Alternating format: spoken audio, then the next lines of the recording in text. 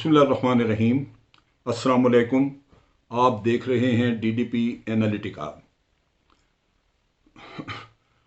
पंजशीर के ऊपर तालिबान ने 7-8 दिन की मेहनत करके उस पर कब्जा कर लिया, लेकिन इस कब्जे का एक तरफ तो तालिबान ने या उनके हमायतियों ने इस पे इत्मीनान का इजहार किया, क्योंकि वहाँ पे एक बगावत थी, और अगर पंजशीर वैली में बगावत रहती है तो उसका मतलब ये कि तालिबान पूरे अफ़गानिस्तान के ऊपर अपनी रिट कायम नहीं कर सकेंगे और इसके लिए बाद में और भी मसाइल पैदा होंगे।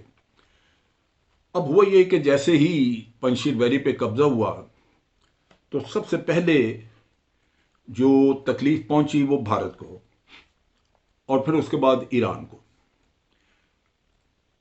जो मुबस्सर है वो ये कहते हैं कि दर हकीकत ये जो कब्जा है पंजशीर पे तालिबान का, हकीकतन ये भारत के ताबूत में आखिरी कील है।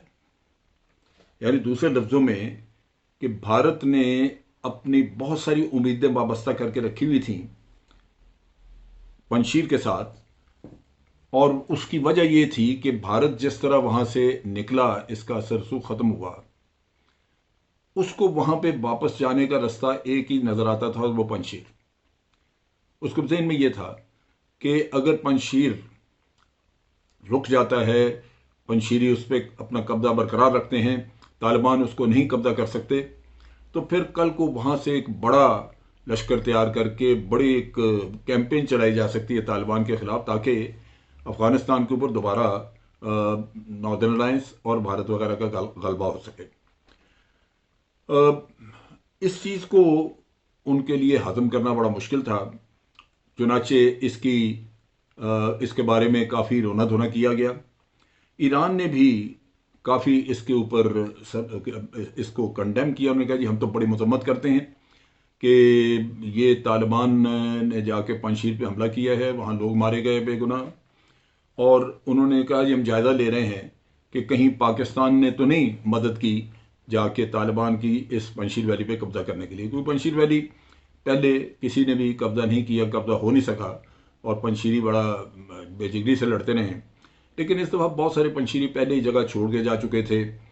कुछ जो थे पीछे उनके हौसले पस्त थे। अमरुल्लाह साले पहले दौड़ लगाने के लिए तैयार बैठा हुआ था वहाँ से निकलने के लिए। अहमद वली मसूद जो है वो भी कहीं गायब हो गया। तो जब कमांड स्ट्रक्चर मौजूद न रहे तो फिर बड़ी सीधी सी बात है कि ट्रुप्स के लिए या जो भी आपके वॉलंटियर्स हैं उनके लिए लड़ना मुश्किल होता है। चुनाचे जब ये फतह हो गया तो भारत की ये ख्वाहिश के या उसकी सोच कि पंजशीर से वो दोबारा अपनी कार्रवाई शुरू करेगा, क्योंकि पंजशीर में भारत का सरसूख काफ़ी था, ये कई सालों से, कई दहाइयों से ये इसकी नॉर्दर्न अलायंस के लोगों की मदद करते थे और पंजशीर के ज़रिए ये सारा फसाद फैलाया जाता था अफ़गानिस्तान में। अब वो तो जो ख्वाहिश थी भारत की वो तो पानी में बह गई, वो हुआ नहीं। अब इस इलाके में भारत अगर देखा जाए तो अफगानिस्तान में मेजर स्टेक होल्डर था, उसने पैसा भी बड़ा लगाया हुआ था, और उसके साथ साथ उसकी बहुत बड़ी एक स्ट्रेटेजिक जो उन्होंने अपनी पॉलिसी बनाई हुई थी कि वहाँ से पाकिस्तान को ब्लीड करते रहो, पाकिस्तान के अंदर हमले कराओ, सब दहशतगर्दी वगैरह, वो जो चीज़ें थी वो अब मफकूद होती नज़र आ रही हैं। लगता ये है कि अब ये गेम ऑफ डिसरप्टिंग, या गेम जो थी जिससे कि आप अफ़गानिस्तान में दोबारा से नॉर्दर्न अलायंस का कब्जा करवाना चाह रहे थे, वो बड़ी हद तक लगता है कि वो ख़त्म हो गई। और अगर ये गेम ख़त्म हो गई है तो फिर भारत के लिए बहुत सारी धचका लगा भारत को। इसी चीज़ को मद्देनज़र रखते हुए बुखलाहट में भारत ने पाकिस्तान के ऊपर इल्ज़ाम लगाए। इन्होंने कहा जी कि पंजशीर वैली में पाकिस्तान के जहाज़ों ने जाके बमबारी की है, उनकी मदद की है, और उनका ख्याल, और साथ ये कहा कि वहाँ पाकिस्तान के कमांडोज भी गए हुए हैं।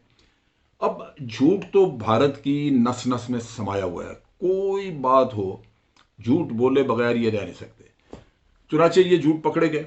आज न्यूयॉर्क टाइम्स में भी आर्टिकल छपा जिसमें उन्होंने कहा जी इस चीज़ के कोई शवाहिद नहीं कि पाकिस्तानी वहाँ पे गए और उन्होंने कुछ किया। میں البتہ جو مجھے انفارمیشن ہے وہ یہ ہے کہ جو جہاز دیکھے گئے جس کے بارے میں پنشیروں نے کہا کہ جی کوئی جہاز سے، وہ طالبان کے اوپر بامبنگ کرنے کے لیے بھارت نے تاجکستان میں جو ان کا ایئر بیس ہے وہاں سے اڑائے. تو بھارت تو یہ کر سکتا تھا، پاکستان تو دور ہے، اور پاکستان کے نیچرلی یہ پالیسی بھی نہیں ہے، اور طالبان کے ساتھ کوئی ہمارا ایسا ارینجمنٹ نہیں. لیکن ناردرن الائنس تو بھارت کی گود میں پلی، انہوں نے تو اس کو برسا برس سے پالا تھا، اور یہ ناکامی بھی بھارت کی قسمت میں آ رہی تھی. اس وجہ سے ناردرن الائنس کو بچانے کے لیے انہوں نے کوشش کی، اور ان کو لازماً بتایا بھی ہوگا کہ ہم آپ کے ساتھ ہیں، لیکن وہ کامیاب نہ ہو سکی. الٹا پاکستان پہ الزام لگایا اور دنیا میں ڈھول پیٹنا شروع کر دیا.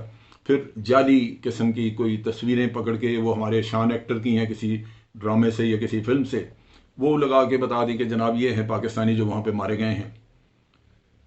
تو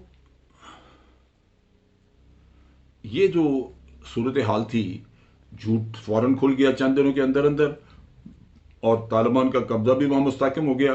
پنجشیر ویلی میں جو بھارت نے افغانستان کو ڈیسٹیبلائز کرنے کے لیے اور پھر پاکستان کو ڈیسٹیبلائز کرنے کے لیے جو کام کرنا تھا، وہ بھی ہوا میں اڑ گیا. نیچرلی یہ چیزیں جب آپ کی اتنے بڑے پیمانے پہ اسٹریٹجک پلاننگ ناکام ہو جائے تو پھر آپ کے لیے بڑا مشکل ہو جاتا ہے. اور یہاں تو وہ پنجشیر کا ایک لانچنگ پیڈ، آپ سمجھ لیجئے کہ لانچنگ پیڈ تھا جس کو انہوں نے لگاتار استعمال کرنا تھا، لیکن وہ اس طرح ان کے ہاتھ سے نکلا کہ یہ دیکھتے رہ گئے. ایران بھی نیچرلی اسی بات پہ پریشان ہے، کیونکہ ایران کا آپ کو پتہ ہے کہ ہر ملک میں وہ اپنی پراکسیز بنا کے رکھتے ہیں، اور پھر خود نہیں جنگ لڑتے، ان پراکسیز کے ذریعے ان ملکوں کو کچھ نہ کچھ تنگ کرتے رہتے ہیں، خوار کرتے رہتے ہیں. تو یہ ایران کو بھی یہ پرابلم ہوئی کہ وہ انہوں نے سڈنلی دیکھا کہ ہم نے تو دونوں طرف ہاتھ رکھا ہوا تھا، کہ طالبان بھی اور ناردرن الائنس. طالبان تھوڑی زیادتی کریں تو ناردرن الائنس کو آپ پکڑ لیں کہ چلو بھائی پڑ جاؤ، اور اگر طالبان کوئی ایسا کام کریں جس میں کہ ناردرن الائنس کی مدد ہو تو وہ بھی ہو سکتا ہے. لیکن ناردرن الائنس بنیادی طور پہ ان کی پراکسی تھی. ایک چیز واضح ہے کہ بھارت جس طرح وہاں سے نکلا ہے، کیا امریکہ نے بھارت کو اس لیے ساتھ اتحادی بنایا تھا؟ امریکہ نکل رہا تھا، لیکن بھارت کے وہاں پہ ٹینٹیکلز موجود تھے. بھارت جب وہاں پہ اسی طرح تری میں اپنا ساز و سامان اٹھا کے نکلا تو لازماً امریکنز کو اس بات پہ بڑی مایوسی ہوئی ہوگی، اور وہ سمجھتے ہوں گے کہ یہ ایک ان ریلائبل پارٹنر ہے جو کہ وقت آنے پہ جس نے ڈیلیور نہیں کیا. یہی چیز ہے جو کہ کل کو ان کو ذہن میں آئے گی کواد کے بارے میں. یہاں تو طالبان ہی تھے جو کہ بہت کوئی ماڈرنائز قسم کی فورس نہیں ہے، لیکن چائنا کے سامنے جا کے تو مشکلات ہوں گی. وہاں اگر امریکہ کی توقعات ہیں کہ بھارت ڈیلیور کرے تو میرا خیال ہے امریکہ کو ابھی سمجھ لگ گئی ہوگی کہ یہ ان تلوں میں تیل نہیں ہے. لہذا امریکہ کے سامنے میں سمجھتا ہوں کہ بھارت کی کریڈیبلٹی خراب ہو گئی. دوسری طرف یہ ہے کہ امریکہ کی اپنی کریڈیبلٹی بھی بھارت کی نظر میں خراب ہوئی ہوگی، کیونکہ بھارت میں جتنے بھی کمنٹیٹرز میں نے سنا ہے وہ امریکہ کے اوپر الزام دھر رہے ہیں کہ جناب آپ چھوڑ کے چلے گئے اس طرح، اور پیچھے ہم لوگ مارے گئے اور سچویشن ہاتھ سے نکل گئی. یہ سارا کچھ ہوا. بہرحال امریکہ بھی اپنی جگہ پہ ذمہ دار ہے، لیکن امریکہ کی نظر میں دوسرے ذمہ دار ہوتے ہیں، لہذا بھارت کو اس کا سننا ہوگا. اب چیز یہ ہے کہ یہ پنشیر کا جو قصہ تھا اس کو بھارت نے ہاتھ میں لے کے تو دبا کے پروپیگنڈا کیا، اور بڑی چھوٹی چھوٹی باتوں کو بڑھا بڑھا کے، جو کہ ہم نے کی بھی نہیں تھیں، اور اس میں پاکستان کو بدنام کرنے کی کوشش کی گئی. طالبان کے اوپر ایک آپ کہہ لیجئے کہ ان کے خلاف بھی ایک کیمپین چلائی گئی.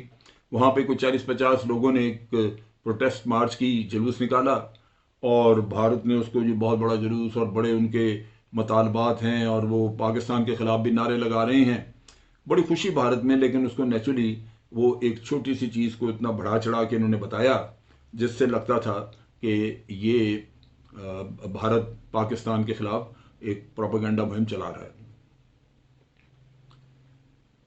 انڈین انٹیلیجنس نے پنجشیر ویلی کے اوپر بڑا کام کیا ہوا تھا، بڑی حاوی تھی اس پہ، اور لازماً وہ نیٹ ورک جو کہ را نے اسٹیبلش کیا ہوا تھا وہ بھی اس واقعے کے ساتھ ساتھ ختم ہو گیا ہوگا. اس میں افغانی بھی شامل تھے، یہ نہیں ضروری کہ سارے بھارتی شامل تھے، افغانی بھی شامل تھے. تو وہ تو میں سمجھتا ہوں کہ اب وہ اپرچونٹی ختم ہو گئی اور اب وہاں پہ طالبان کا راج ہے. بھارت کا پروپیگنڈا جو ہے وہ بڑی حد تک ناکام ہو چکا ہے، اور جو پروٹیسٹ وغیرہ تھے جو چھوٹی موٹی وہ بھی ختم ہو چکی ہے.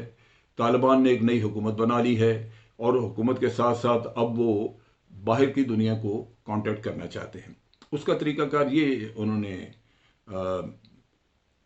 اختیار یہ کیا ہے، اس کا طریقہ کار کہ احمد ولی مسعود وہ اپنے طور پہ جو پنجشیر کا رہنے والا تھا، یہ احمد شاہ مسعود کا بیٹا تھا، اس نے اور امر اللہ صالح وغیرہ نے انہوں نے مل کے پیسہ اکٹھا کر کے تو تاجکستان میں جو سفیر ہے افغانستان کا، جو کہ پہلی حکومت نے لگایا ہوا تھا، اس کو پیسہ جمع کر کے دیا ہے، غالباً $15 لاکھ کے قریب.